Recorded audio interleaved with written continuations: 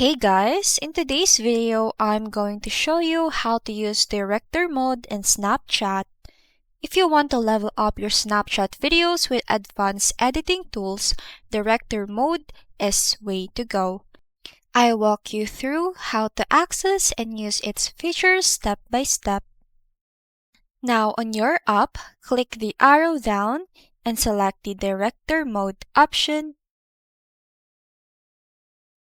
Click on that.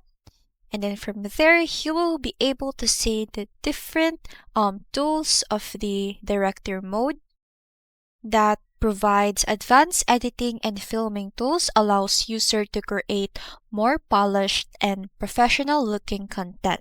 So it enhances creativity, green screen and AR effects, dual camera mode, smooth editing options, better content for spotlight and stories, and many more.